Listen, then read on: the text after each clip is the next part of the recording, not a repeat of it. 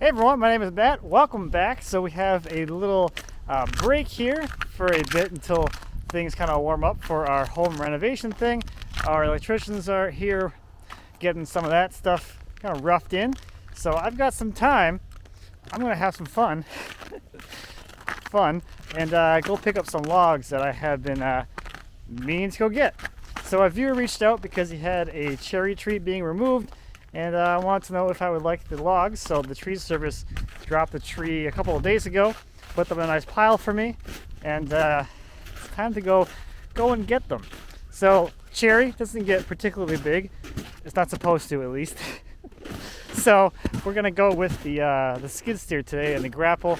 We're gonna leave the log arch back at home because that's good for a couple of logs or some really big ones, but this is a stack of smaller logs which I can load hopefully with the skid steer. So I'm gonna go wake that thing up, get the grapple hooked up, and then see if I can find my ramps because welcome to winter. I left them out somewhere last fall in the field because that was a good place to store them, and now they're gone. So we'll see how this goes.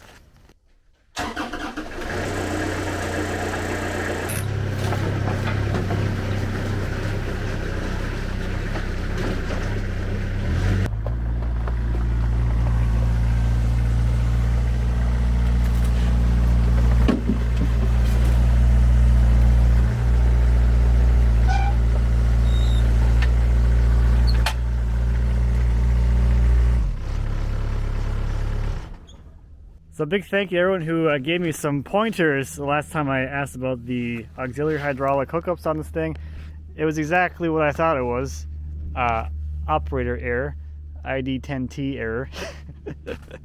So on the machine, before you disconnect, there is the pressure relief up here. So you just move the levers back and forth to release any pressure in the auxiliary system.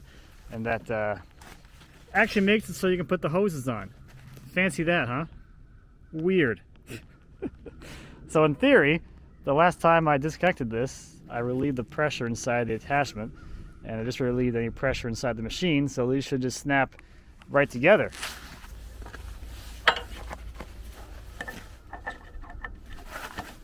Oh, right together. Easy, like it's supposed to be.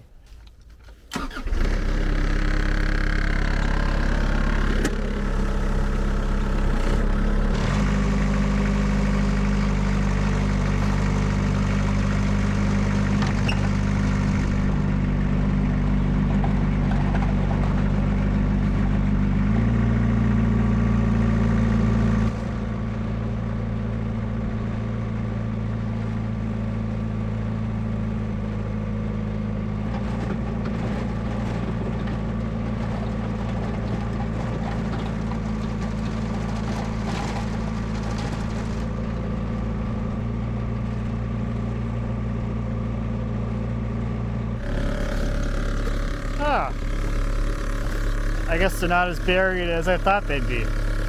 Are they frozen? That was not. Nope.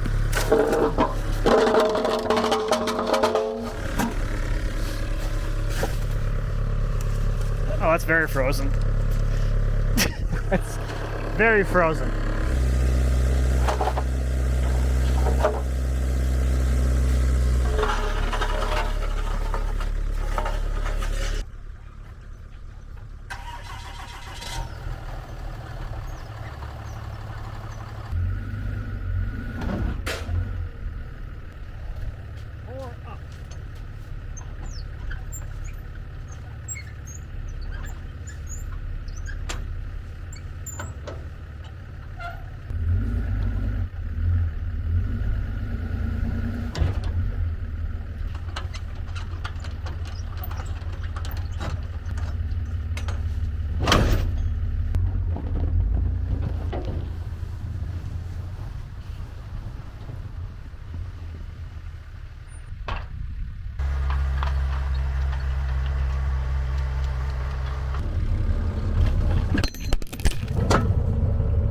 All right, all loaded up and ready to go. We'll see if we can get this all on here and get back in one trip. If not, I'll go back and pick up the skid steer second.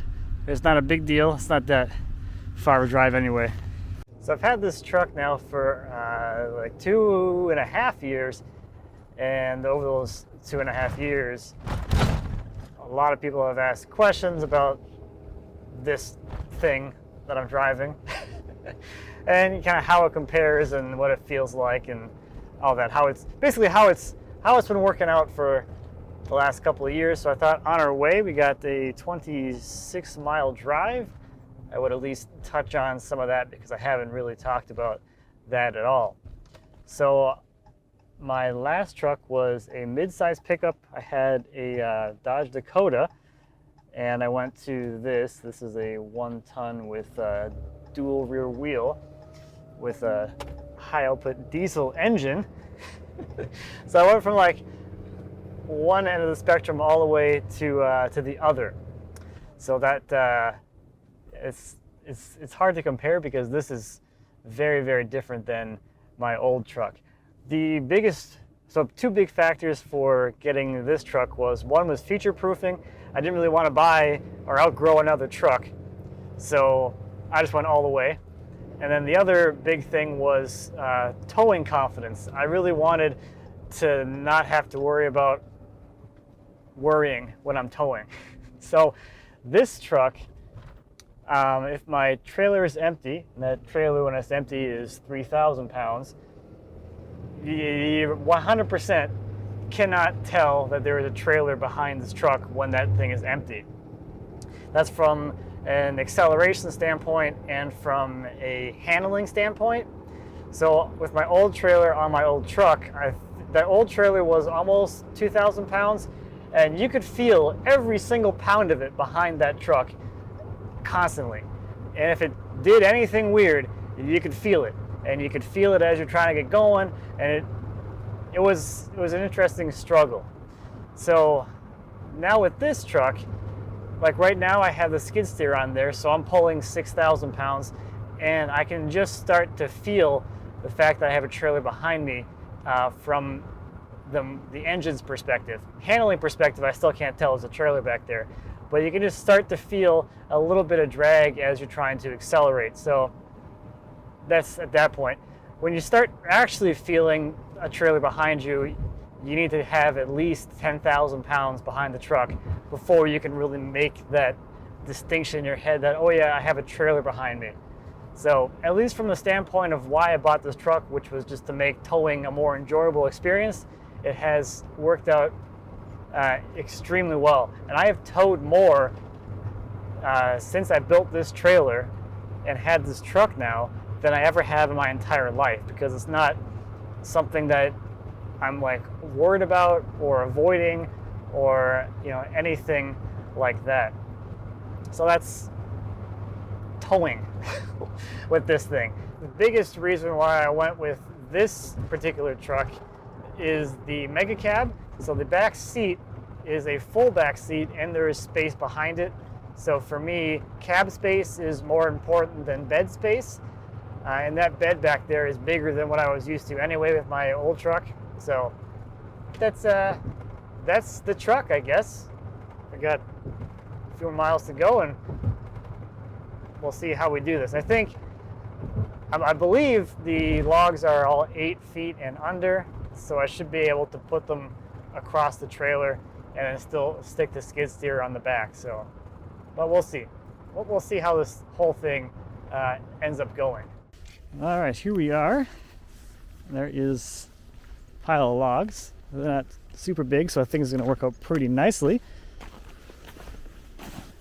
Got a few things down there, and okay. I think this is actually going to be just fine. I'll be able to just stick them across the front of the trailer because I won't be over width, and they're not too big that I can't pick them up with the skid steer. This little guy here I can throw in the back of the truck. So that's going to work out pretty nicely. So one thing I'll mention too is if I was picking this up with the log trailer, since these are all nicely stacked already, what I would do is I would chain them all together as a stack and load them as a unit. So as essentially loading as one big log, versus trying to load them all individually. It's just a little bit faster, and they're already like pre-stacked, so you don't have to worry about trying to stack them on top of your trailer with a winch. So if I was doing that, that's how I would do that. And I have done that before. Works out pretty well, as long as the thing you're picking up fits through the arch, as always. So you can get unloaded, get loaded, and then load up again.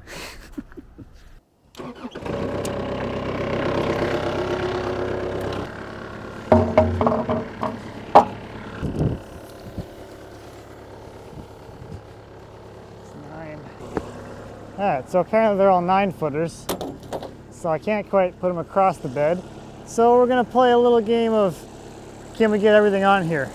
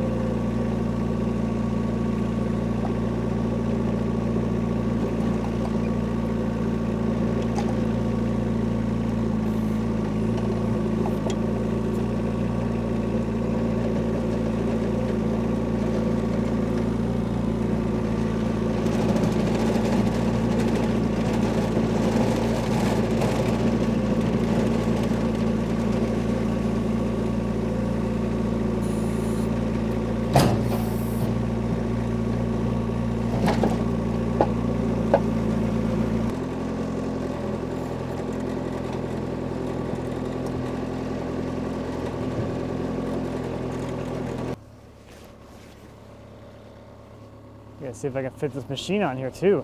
It's gonna be close. I might just put this kind of stick thing in the back of my truck. I should be able to drive right up here. Okay.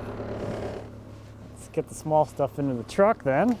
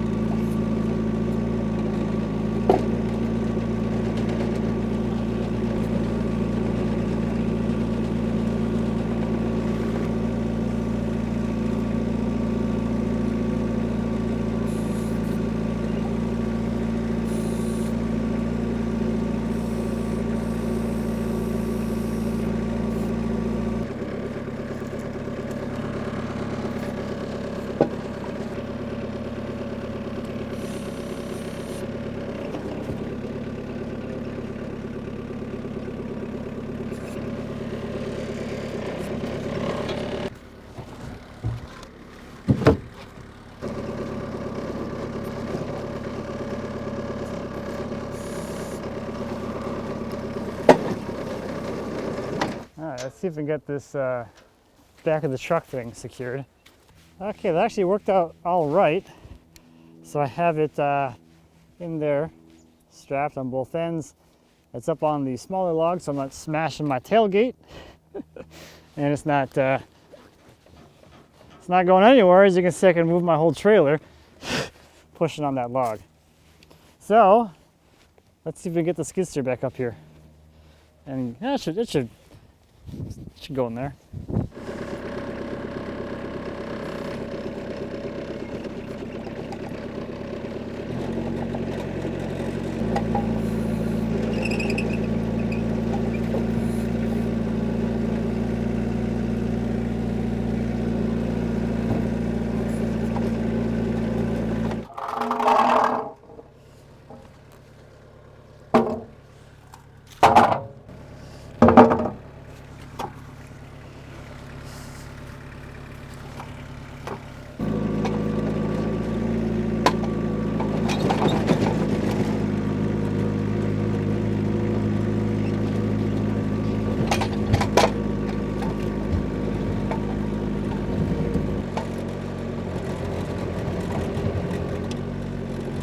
Oh yeah, just barely.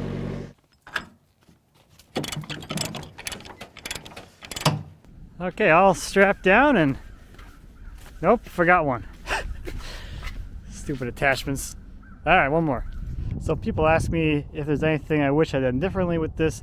This is a small detail which I didn't really think about, is these hooks, these ones here, they don't fit down into these stake pockets. So ideally you drop them through and hook them back on top like I did with this this chain over here. You can do the same thing with these straps, but because that's just a standard piece of C-channel and not a foreign piece, it doesn't fit down there.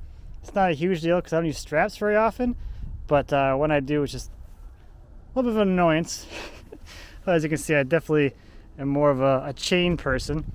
I'm all out of binders I can actually operate, so I do have.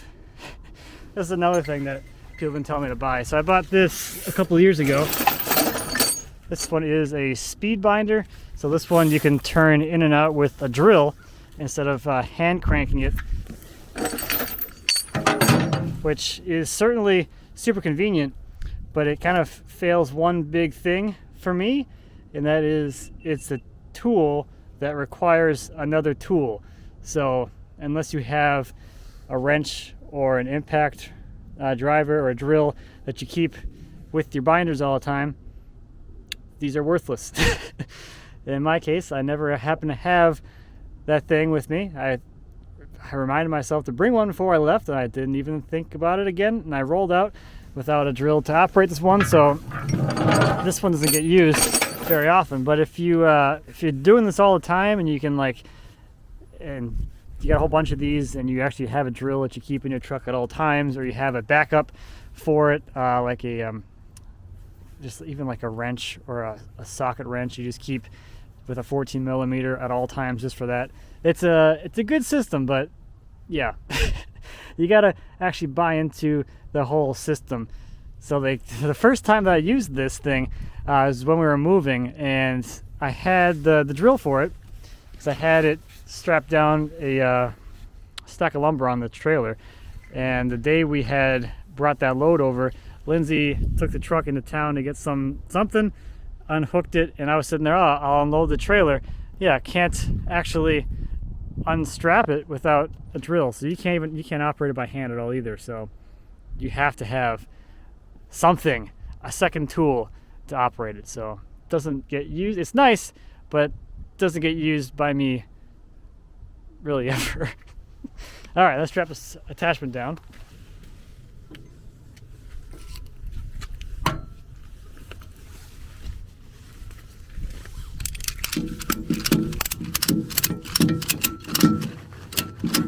And I know there's all kinds of hacks and things you can do with the tails.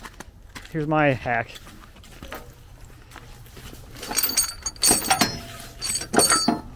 There we go. That's how I take care of the tail end of my straps. Just throw them in there and put stuff on top of them. All right, let's roll out of here. All right, so as we're driving back, I thought I would address or talk a little bit about the trailer and its design, because I guarantee you someone's already telling me that, don't you wish you would have made it bigger? So for this use case, yes, this trailer is too small. It's not designed to go out and bring a skid steer and pick up a bunch of small logs. That's not what this is for. So it is designed to do one thing and do one thing really well, and that is pulling ridiculously big logs out of tight spaces. So it's meant to go and pick up these, I don't know, like 4 or 5 foot diameter, ridiculous, weird looking things out of a city lot backyard, for instance. So having it small and maneuverable and no bigger than it really needs to be for that one big log is how it is designed. So instead of it being designed to do a whole bunch of things and not be super good at the one thing that I really wanted to be good at, I went all in on that one task, and everything in the design is based around that principle of pulling big logs out of a small area. So the deck length being only 12 feet, it allows you to get into those tighter areas around structures between garages and things, places you can't get a 20-foot trailer, for instance. The other thing that people ask me about is, why did I make it like a deck over? Same thing, for the same purpose of loading these big logs. The less lifting you have to do, the easier it is. So the deck height on this trailer is about 20 inches, and I have those drop axles on there. So if they were straight axles, the deck height would be more like 24 inches or so. And then if it was a deck over, the deck height would be about 36 inches. And that's just more lifting and more of an angle the log has to travel up onto the trailer with to get up there. So everything revolves around the years of pulling these weird logs out of backyards with the trailer that kept breaking. So that's how I approached the design of the trailer, just for that one specific task. Big logs, small places.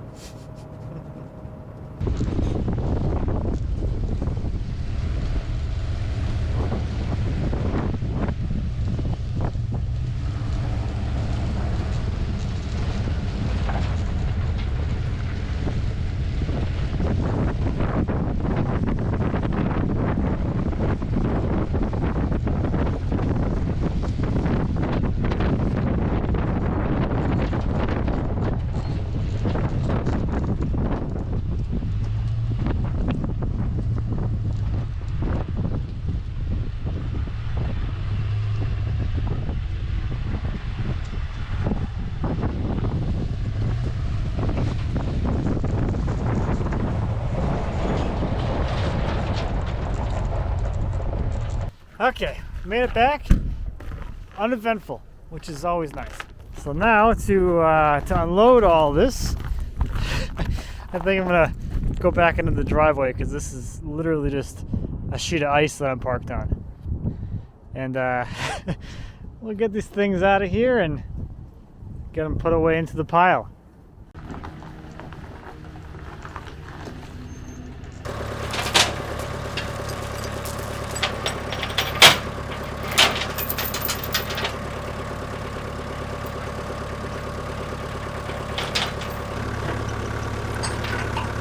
And while we're on the topic of trucks and hauling things, I want to show you something that I actually really like, and that is this this hitch here. So I bought this when I bought the truck, and this one has a built-in scale, so you can see how much weight you have on your ball. And I'm at 1,000 pounds right now, so you can you can certainly balance out a trailer without a scale in it. I did it for a lot of years, but it's just really cool to have actual, like, somewhat real data of how much weight's going right here, so you know how much weight's going to your truck, and you can kind of play around with things that way. Anyway, time to get these things off of here.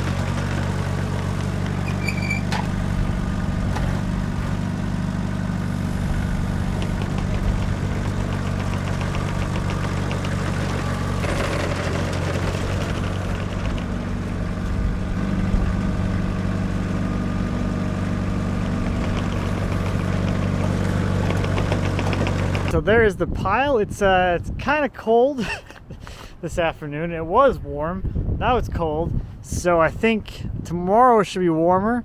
So tomorrow I'll get out here and kind of clean these up.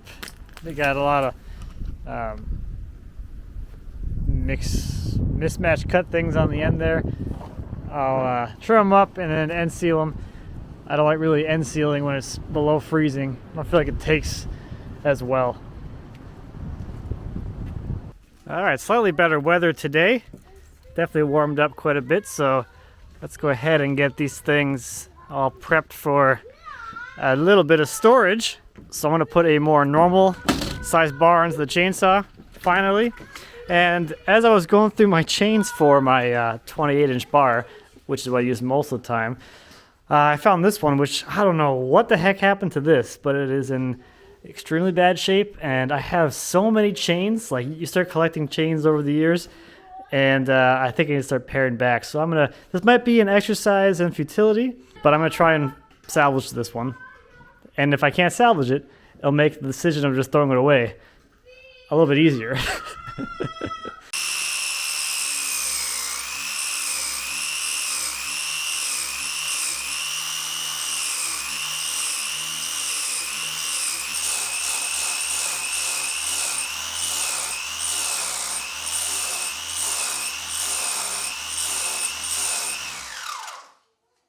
So on here, what I'm trying to do is grind past all this damaged material and establish an edge up top that meets the edge on the side. You can see this is completely gone. And as I'm working here, I'm not going all the way back in one pass. I'm removing a lot of material now and leaving a little bit. I'll come back and do a second quick pass because this is generating a lot of heat. And without this sharpener having a cooling setup, it's very easy to overheat this and then destroy the steel. So I'll come back and do a final pass again to remove any potentially heat damaged stuff. But yeah, I don't know what I did with this chain, but it's completely gone. I'll be surprised if this cuts again.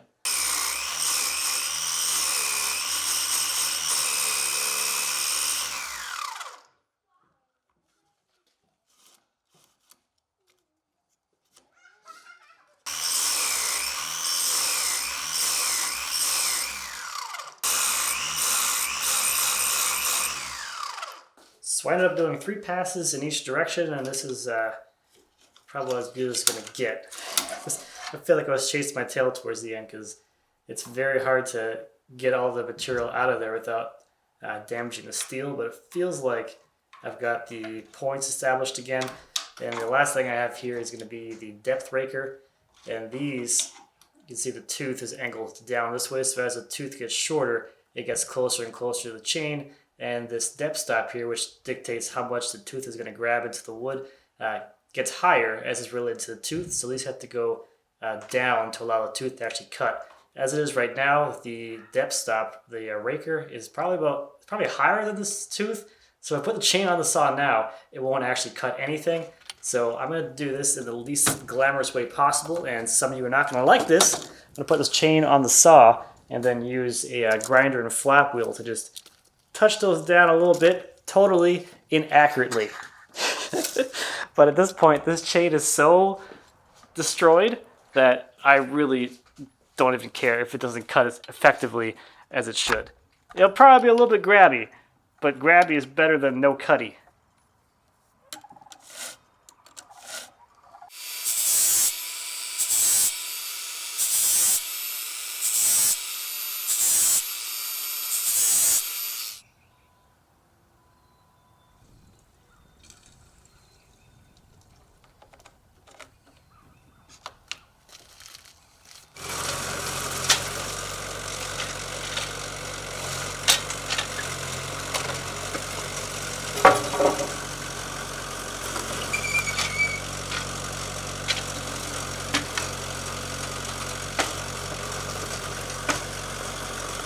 All right, let's see how I did.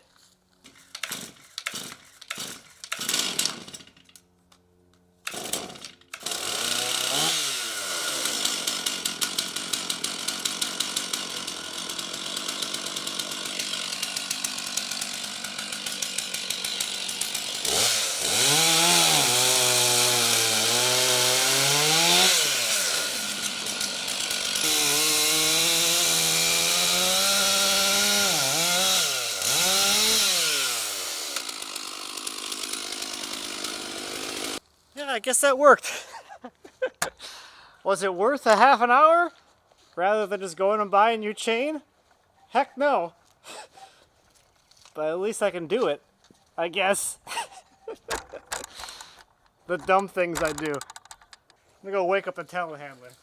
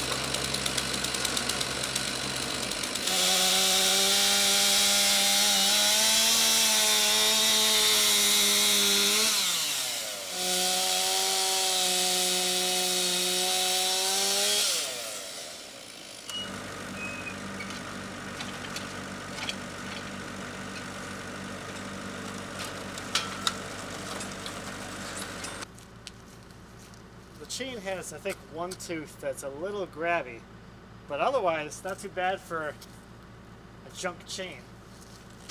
That's nice.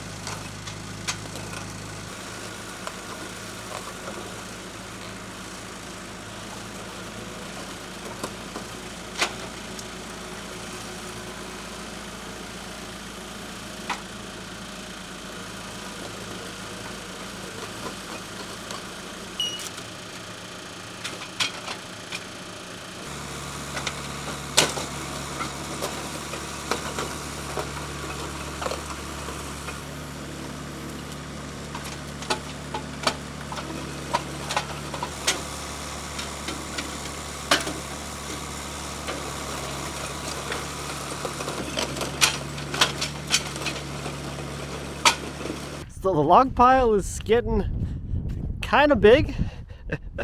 So probably gonna be time to start sawing again once things turn into less of a muddy swamp. Because it's cold, it's wet, it's mushy. It's not a fun time to be outside. But yeah, lots of stuff in here, and these are the new cherry logs just sitting out here on the front. So I hope you enjoyed this little side adventure thing.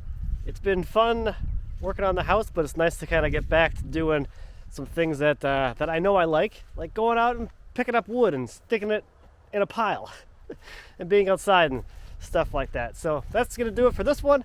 Thank you as always for watching. I greatly appreciate it. If you have any questions or comments on picking up logs or something, please feel free to leave me a comment. As always, I'd be happy to answer any questions you might have. And until next time, happy woodworking.